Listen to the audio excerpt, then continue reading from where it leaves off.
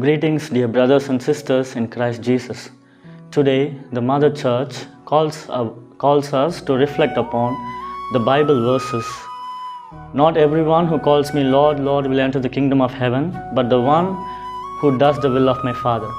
Here, Jesus gives us the temptation of mere verbal profession. We always say words, but we do not practice it in action. But Jesus expects us to do the will of our Father. When our words, actions are same, we enter into the kingdom of heaven. Jesus tells us that our words and actions should be same as to the will of the Father.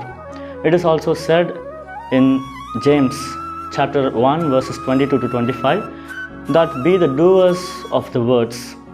And St. John Chrysostom also says that you should do what you are about to think, and your doing should correspond with the will of the Father. After saying all those things about obedience and faith, Jesus shifts his words into how your actions should be performed. Here, obedience is considered as the rock, and when we see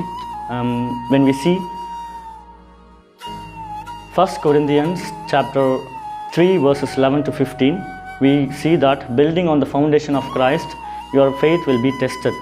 It is like when you are built on a rock, storms like temptation, trials and sufferings are about to come in life, so that your faith and obedience is trusted. And building your foundation on the rock is like, as said in Psalms chapter 62 verses from 6 to 7, He alone is my rock and my salvation. When you are deeply rooted in Christ, no trials and tribulations and struggles can offend you or suppress you. So you can continue in Him, rooted and built up in Him. Ignoring Jesus' words is foolishness. As we know, the words are the only things that gives life. We should be anchored in the teachings of Jesus, and even without it, even at the first challenge, we would fall apart and we may collapse. Spiritual instability leads to ruin. We always hear from spiritual directors that, Lord, Father, I pray every day, but I feel suffering. A priest many times answers that suffering is prayer. So we should believe that our sufferings does not lead to spiritual instability, but it helps us to sustain in the spirituality. At last we notice one thing: Jesus teaches all of them with authority.